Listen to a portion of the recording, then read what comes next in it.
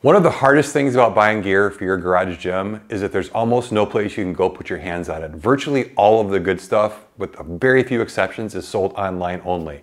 And that leaves you, the consumer, to rely on influencers, I guess that's me, to give you honest reviews. Unfortunately, YouTube and the internet is full of influencers who really just want you to click on their affiliate link over anything else.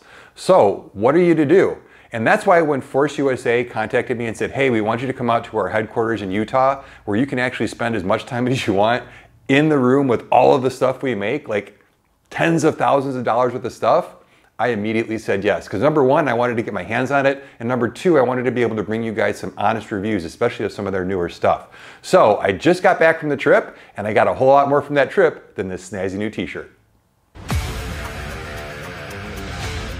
Hey everybody, welcome back to the GymCrafter podcast. My name is Tim. I am the head gym nerd here at GymCrafter.com, the website that I built to help ordinary folks like you and I build home and garage gyms that we absolutely love. And big news, I'm an actual podcast now. I figured out why I haven't been showing up on Apple, but now the GymCrafter podcast is not only available here on YouTube, but it's also available on Spotify and Apple Podcasts. So for all of you guys who listen to the podcast and you don't want to just sit and watch my big bald head talking all the time, and you want to listen to this while you're driving or working or whatever you happen to be doing, go on over to Apple Podcasts, download the podcast, and if you can, leave me a good review. Unlike other podcasters, I'm not going to tell you how many stars to leave. I'm going to leave that up to you. So if you think I earned 5 stars, please leave me a 5-star review. If you don't think it's 5 stars, don't leave 5 stars and tell me why it should be better. But hopefully you guys can find me in more places now and listen in a more convenient manner. And yeah, big grown-up podcast now, pretty cool. And like I mentioned in the intro, I just got back from Utah, just got back into O'Hare and all the joys of killing your entire day with airline travel and delayed flights and all that kind of stuff. But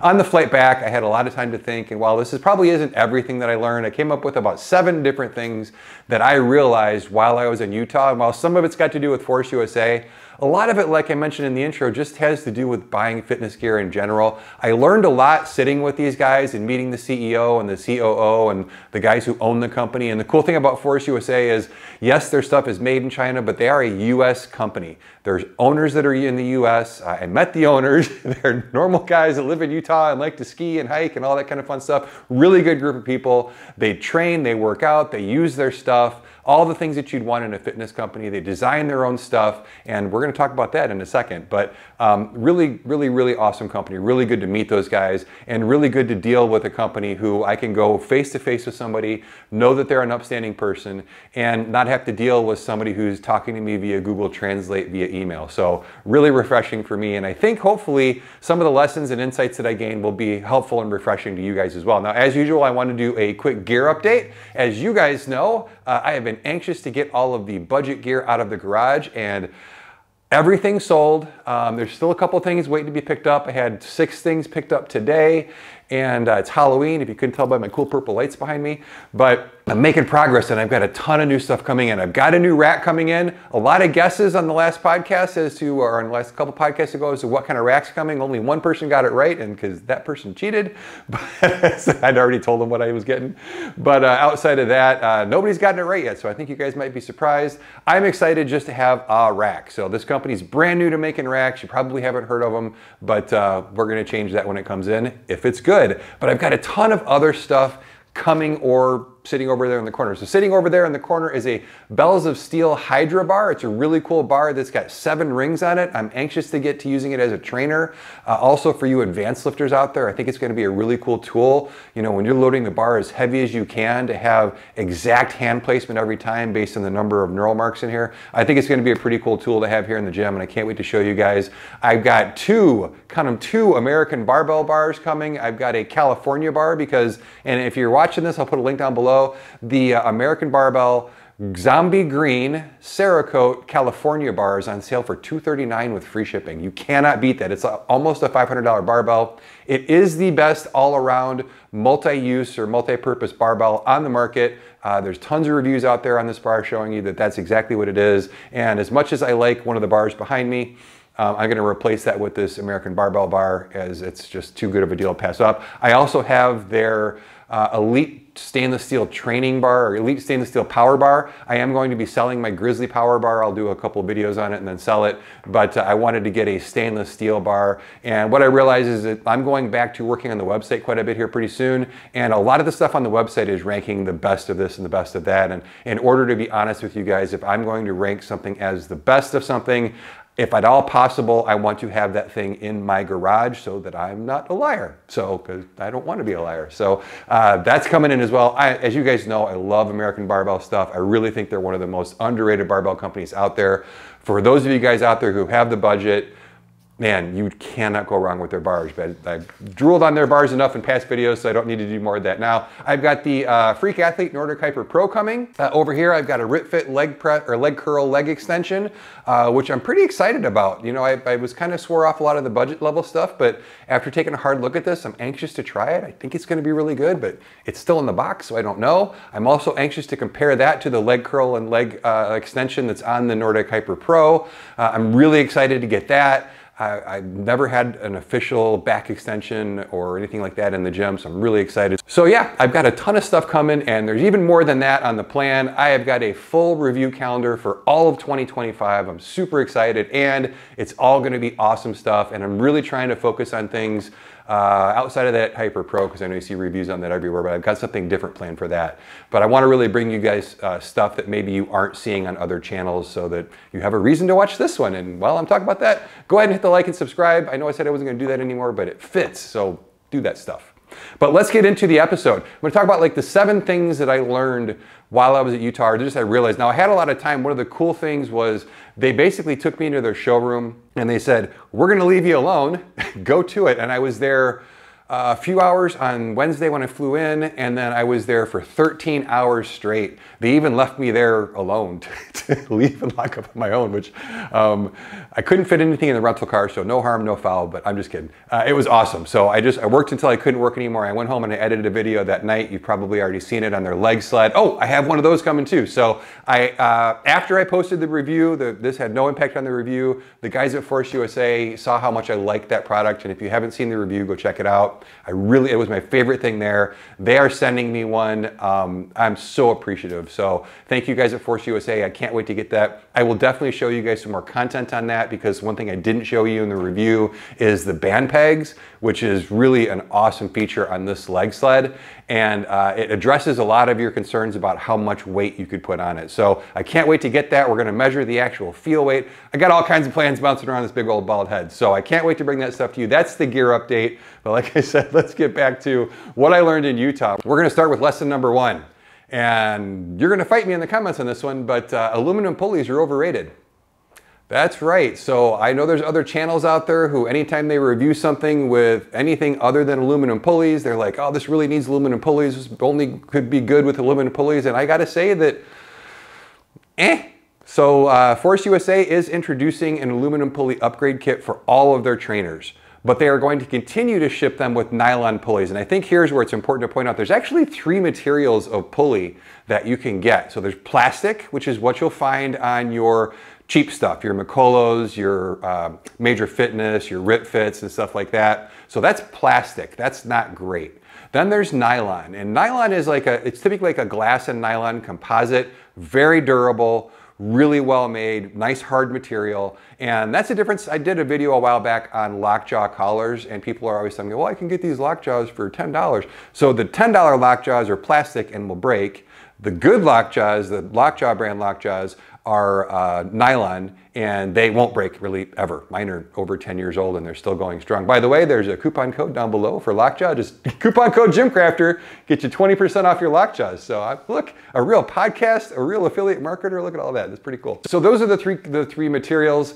I could have said that a lot faster, right? Plastic, nylon, and aluminum. You don't want plastic, 100% agree. So anything that you see with plastic, you don't want that. That's typically, like I said, your real low price stuff. Nylon, on the other hand, is what you will see on all commercial gym equipment. So if you were to go to a commercial gym and look at the pulleys, what you'll notice is that those pulleys are nylon. They're not aluminum, and here's why. So aluminum, when I was able to play with them side by side, and it's cool because they had some machines set up aluminum, they had others set up with nylon, there is almost no difference in feel. So I know that there's another YouTuber out there who's like, it just feels so much smoother, man. Yeah, it doesn't. It's about the same. It really, really is about the same. And it's not like it's smooth versus not smooth. It's really smooth versus I kind of think it might be a little smoother, maybe. I did notice that the aluminum was quieter. I did notice that was a little bit of a difference, but again, it's not loud versus quiet. It's really quiet versus more quiet. So again, not anything that I would spend my money on. And that's really what I came away with was, I don't think that if I bought a Force USA unit, I don't know that I would spend extra money on the aluminum pulley upgrade. Now, the stuff comes with it, that's great. The drawback, and here's why you don't see aluminum in commercial applications, is that aluminum will actually wear out your cables faster. So if you want to prolong the lifespan of your cables, and you don't care that it's just a tiny, teeny, itty bitty bit smoother and a tiny, teeny, itty bitty bit quieter, you're better off with the nylon pulleys. So that's why Force USA as a company is going to stick with just nylon pulleys shipping in the box. They are going to allow you to buy the aluminums. Now I will tell you the aluminum pulleys, they look cooler. They look pretty sweet, right? I can't tell you how many comments I got on my C10 videos I posted on Instagram that, wow, look at those. Everybody likes the aluminum pulleys, so they do look nice. But as far as spending extra money goes, meh. So that's lesson number one, and I didn't expect to learn that lesson. Let's get on to lesson number two. And that is, designed by an American company, but made in China, is a world different than designed by some random company in China that also makes stuff and sells it to you to put your own brand name on it. And that's one of the differences that I really want to drive home. Not just for the Force USA stuff, because they fall into this category, but I really want to point out some things. Apple, designed in the United States, made in China, some of the highest quality stuff you can get. Rep Fitness, designed in the United States, made in China. Bells of Steel, designed in the United States, made in China. Titan, designed in the United States, made in China. All of that stuff is pretty darn good. Now, some of it's better than others, but all of it's pretty darn good. When you start looking at Major Fitness and Mikolo and GMWD and all those companies, right? Jacked Up Fitness, which we're going to talk about. But all those companies, while they'll tell you that, oh, we put all this design thought into things, they didn't. They bought them all directly off of Alibaba. And what I did when I was in the hotel room the first night was I looked onto, you can go yourself, alibaba.com, alibaba.com, type in all-in-one trainers or all-in-one exercise trainers, I think they're called, and you will see page after page after page after page of stuff that people in China designed who don't work out, who don't train, who have no idea how to design stuff for you and I who actually work out. But boy, they sure look cool. There's bright green colors and there's stuff that's got 700 different accessories on it. And it looks cool, right? Like the jacked up stuff looks cool, right? There's all kinds of cool, shiny, fangly stuff on it. Is fangly a word? I don't know. But it's not. And all those brands that I talked about, Jacked Up, Mikolo, GMWD, Major Fitness, all of those brands, if you look through those pages, guess what you're gonna see on the Alibaba stuff? You're going to be able to find the exact models. You can see exactly what they pay, and you can see exactly that the $1,500 all-in-one trainer that they're selling you costs them $300 to make and import from China.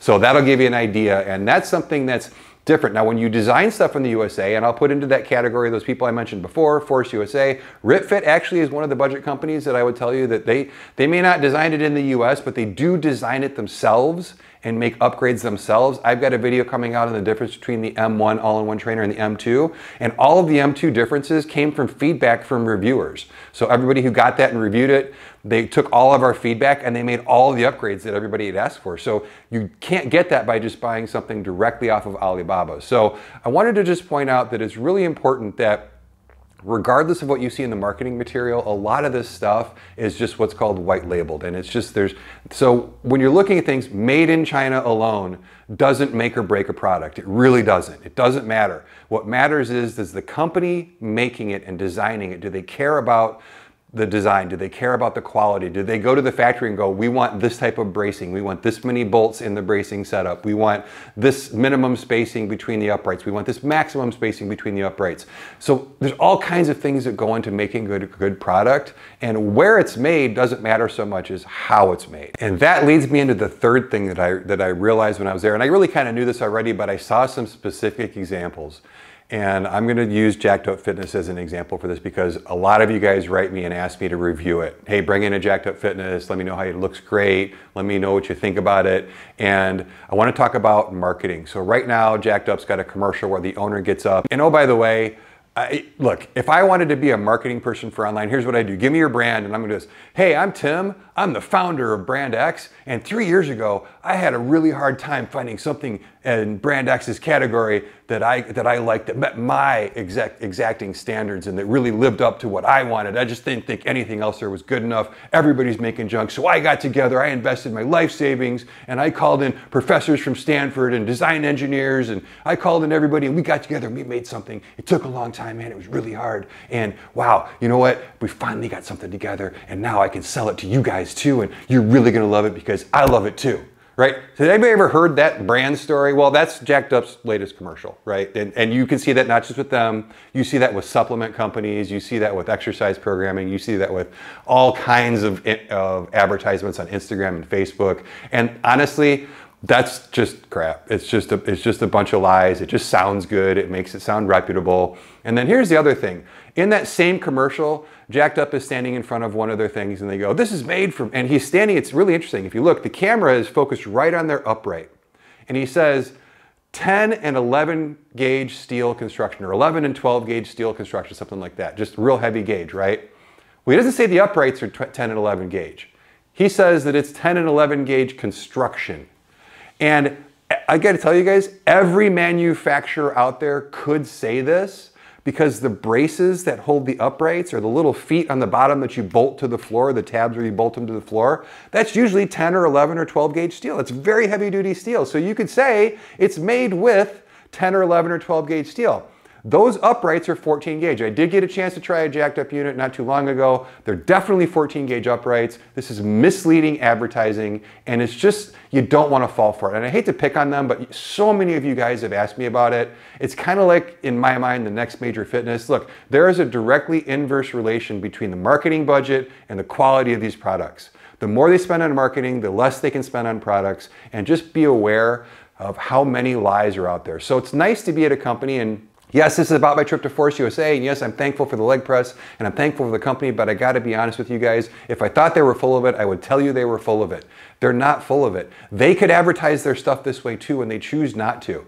And the interesting thing is Force USA actually makes some stuff out of a heavier gauge steel, and that leads into lesson number 4, which is, it's not necessarily the gauge of steel that you use, it's how you use it. So funny story. So the third day that I was there, I got up real early and I went in and I shot the last review. I spent about 3 hours shooting their G20 Pro review, which is their top end piece. It's their most expensive piece. I think that the configuration that I reviewed was $6,000 or $7,000. It's a lot. And I'm looking at this thing before everybody comes in, and I'm shooting my review and I'm like, I don't know that I can recommend this. And so I go over to one of the guys and I'm like, hey, I'm gonna need you to sell me why this is $2,000 to $3,000 more than the C10, which is what I came to review. By the way, that review, if it's not out already, will be out very soon. Awesome machine, but it's 14 gauge uprights, right? And I said, I'm not feeling this one, right? Like, there's nothing that this one does. There's a couple things, right? There's a few things, and you'll see it in the review, but there ain't $3,000 worth of things that it does better than the C10. I'm like, you're gonna have to sell me on this so I can tell people in the video why you would want to spend more. If that, or I'm gonna just tell you guys, like I said, be honest, go, hey, I don't know that you should. And to be very honest, to give you a preview of the review, I don't know that I would buy the G20 Pro over the C10. I don't think that I would. But anyway, back to the steel gauge. One of the things that I didn't even realize is that the G20 Pro has 11 gauge steel uprights, right? The thing that everybody wants, everybody complains, oh, that 14 gauge stuff, that can't work, that can't last, that's just a bunch of junk. You gotta have 11 gauge or it's gonna fall apart. And I'm telling you, from using these things for 2 days straight, you cannot tell a difference. There's no difference in stability. There's no difference in anything other than how much the thing weighs on the floor. Here's the other difference. It costs a whole lot more money to ship and sell 11 gauge steel than it does to ship and sell 14 gauge steel. So it's not the gauge of steel. Now, I had a Major Fitness B52 all-in-one trainer that was 14 gauge steel that absolutely fell apart within 4 months. It was terrible. It started bending out of square, like everything fell, it started rusting, it was terrible. So the difference is, it's what you do with that 14 gauge. Is that 14 gauge that's lightly powder coated only on one side and not even galvanized on the inside, because, you know, that would keep it from rusting and cost more, but we don't want it to cost more. We want to make as much money as we can off of you, the sucker consumer. You can do that, Or you can chrome it, right? You can have galvanized steel that's chromed, and the way that you put the things together. When you look at the C10, for example, I think there's 6 total uprights, 6 or 8 uprights, and then there's the rods that the Smith machine rides on, and then there's the rods that the weight stacks ride on. So you have like 8 uprights per side that are all 8 to 10 inches apart, you know, something like that. So when you're doing that, it doesn't matter if those are 11 or 14 gauge steel. That thing is rock solid. Then you look at the bottom and the feet, and you have those 10 or 11 gauge brackets that are holding everything together, where things would tend to bend and flex out of square like the Major did. That's not going to happen on the Force USA. So that's one of the things I was talking about at the beginning of, man, it was so cool to actually go out and get my hands on this stuff. This is stuff, I'm going to offend some people right now, but I don't care. If you follow me on Instagram, you know I really don't care about that. But there used to be a saying that I had when I was in high school. This was in the 80s. I know people don't say this now. Maybe they do, whatever. But we used to say about girls that she was good from far and far from good, right? Like when you, like, looks great from afar, but boy, when you get up close, not so much. And that's what a lot of this stuff is. When you're looking at it from afar, on the internet, and you're looking at this marketing stuff, it looks great. The Macolos look great, the GMWDs look great, the RipFits look great, the Major Fitnesses look great, the Jacked Up Fitnesses look great. Like, they all look awesome. And you're like, wow, and they're like half the price of everybody else's. Like, why wouldn't I buy that? Well, that's why, because when you get up on it personally, there's just no comparison. And I'm not saying that Force USA is the only good all-in-one out there. I'm really looking to get my hands on a Vesta. What I saw at Home Gym Con, I was super impressed with their stuff. I think that's a brand that if you're looking at that, I know a lot of you guys write me about that as well. I think they make some pretty good stuff from what I saw at Home Gym Con. Again, I haven't used it really for a long period of time, but there's some other companies out there doing a really, really good job. I would not be surprised to see every major manufacturer, Rep and Bell's and Titan, come out with an all-in-one trainer, right? Like that's coming. This is a popular category. More people buy this type of a unit than any other thing for your home gym. And those are companies that want to sell stuff. So they're going to make stuff like that. So not everybody is bad, but what I'm saying is a lot of these companies, they're pretty good from far, but they are very, very, very far from good. And the gauge of steel has less to do with that than how they use that steel. Let's move on to the next point. And this is another one that I've gone back and forth on. Some of you are going to fight me on this, and this is not in Force USA's favor. Smith machines are overrated, guys. Like, you know, as a trainer, I'm 53 for those of you who didn't know. I've been doing this thing. My very first home gym was when I was 13, so I've been training on and off. When I was younger, more off than on, but I've been training on and off for 40 years. And for 38 of the last 40 years, the fitness industry just crapped all over Smith machines. No trainer, like I'll tell you, like in a gym, training in a gym, a game some trainers play is pick who knows and who doesn't know what they're doing when they come in, because you want to go try and get clients. So you want to pick the people who clearly don't know what they're doing. One of the biggest flags to me as a trainer in a commercial gym is to go, that person headed straight for the Smith machine. They need a trainer because they clearly don't know what they're doing. Now, is that saying that Smith machines have zero value? No, there are some things that a Smith machine is good for, right? Like if you want to feel safer, I don't really think it's safer than barbell training, especially if you've got a cage. But if you want to feel safer, that's one thing.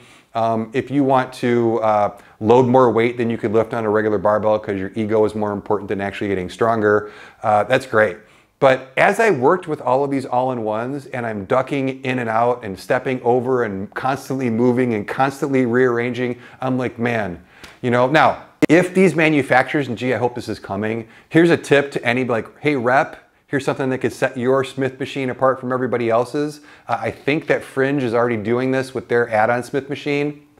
Get rid of the Smith machine bar that comes with it. Just give me the carriages and I can put my own barbell in and out. That way, if I want to use a Smith machine, I can lock my bar in there. And when I'm not, I can just get it the heck out of the way. That would fix a lot of what I'm talking about. But even then, I was thinking about, wow, even if I own something like that, how often would I load a bar to the Smith machine? And the answer is probably never. There's really nothing you can do on a Smith machine that you can't do in another way with dumbbells or barbells or kettlebells or really any number of things. I wouldn't say that about the functional trainer aspect of the all-in-ones, but I had this light bulb moment about halfway through on Thursday, and I'm like, man, these Smith machines, because they've got an X oh, I'm gonna forget the number, an X10 or an X15, which is 3x3, 11 gauge uprights, functional trainer. It's really cool. I've got a review coming out on it. But there's no Smith machine. And I'm like, of all of the ones here, I like that one the best. And actually the guy that works there that trains big gentleman, like big guy, that's the one he owns. So the guy who was clearly serious about barbell training, that's the one that he owned. And that just reinforces what I was talking about. So as you're out there looking, I know a lot of you guys are out there going, yeah, I'm gonna wait until something with a Smith machine comes out. Really ask yourself, why do you want a Smith machine? Like, what's the benefit to you? Because honestly, you can live without it. You really can. Like, you're better off just getting a rack with just the functional trainer on it and just skip the Smith machine. So I know that's a hot take. I know some of you are going to argue with me. Like I said, I realize there's a couple of things you can use a Smith machine for. But again, when you've got them in these all-in-one things and you're just constantly tripping, I mean, they're in the way when you're squatting. They're in the way. They're in the way. They're just in the way, and it's not worth it. So we'll make that point short. It's just, Smith machines are overrated. On to the next point. And the sixth point is an aha moment I had on the way home as I was thinking about how to tell you guys about the marketing issues and the steel gauge and how you use it and where stuff was designed. All of this stuff goes to quality, but all of it too, the other thread that runs through all of this is for those of you out there on a budget. And what I'm realizing is I'm like, well, what can you go without? Like, my approach so far has been to help people on a budget is, well, let me find which of the cheap stuff is the best so that if you're on a budget, you can get the most possible for your money. And which features can you live without? You know, can you live without a Smith machine and go with something that's a little bit lower priced? And it's always been like cut. What can we cut out and still be okay? And what's passable and what's going to be acceptable and what's going to be okay? And that's kind of the category the RitFit came in, was of all the budget stuff, it was the most okay, right? It's nothing to write home about, but if you're going to be on a budget, then that. And what I realized was, I like literally sat up out of my chair when I realized this. You know what the most important thing to do if you're on a budget is not waste your money. Like, that's the single most important thing to do when you're on a budget.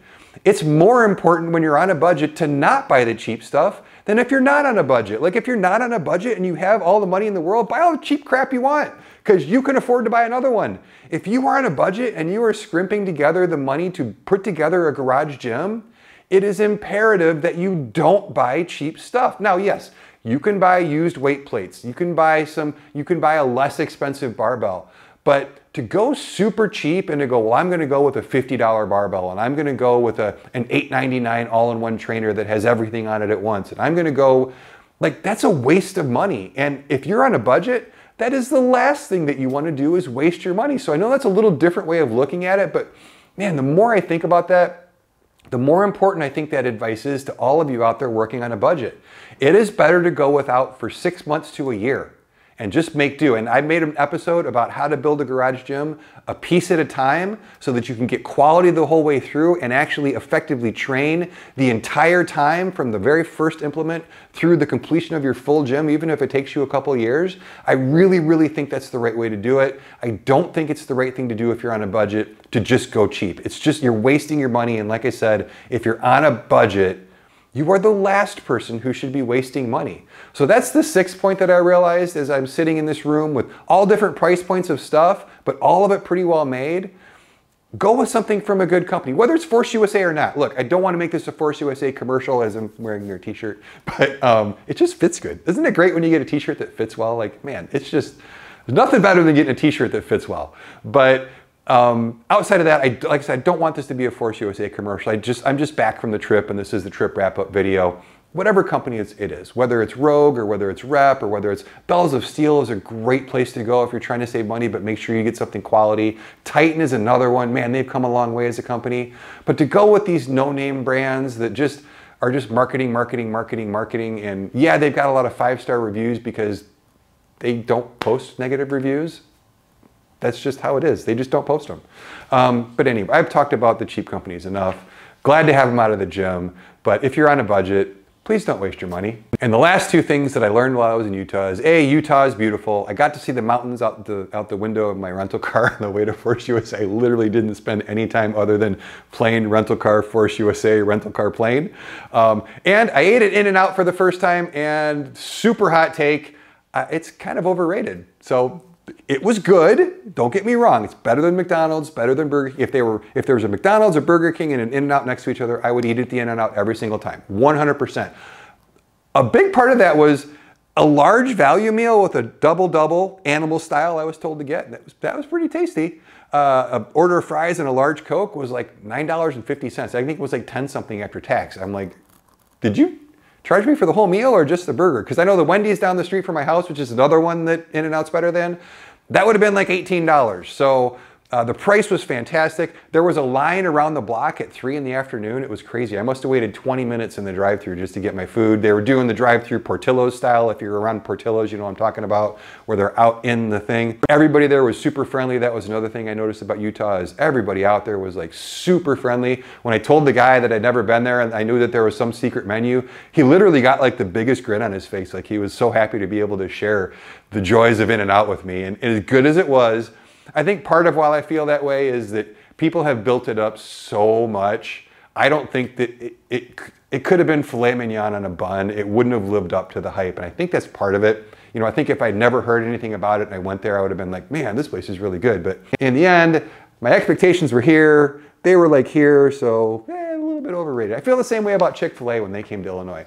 Everybody was right. Can you believe it? Chick-fil-A's coming, Chick-fil-A's coming, Chick-fil-A's coming. And then when they got here and I ate it there, I'm like, that's a chicken sandwich. Waffle fries are pretty good. But anyway, so that's my trip to Force USA, everybody. Thank you to Ryan, my guy at Force USA, man. Thank you so much for inviting me out. Thank you to the whole staff. You made me feel really welcome while I was out there. Really, like I said, an open, honest, transparent company who just want to make really good stuff for you guys. They invented the all-in-one trainer, by the way. They were the first ones to market them in the United States. So, you know, they've been doing this longer than anybody else, and it really showed when I was there. So thank you to them. Thank you to you guys for tuning into the podcast. Like I said, I'm on Spotify and Apple Podcasts now, so tune in over there if that works better than YouTube. And until the next podcast, I'm Tim with GymCrafter.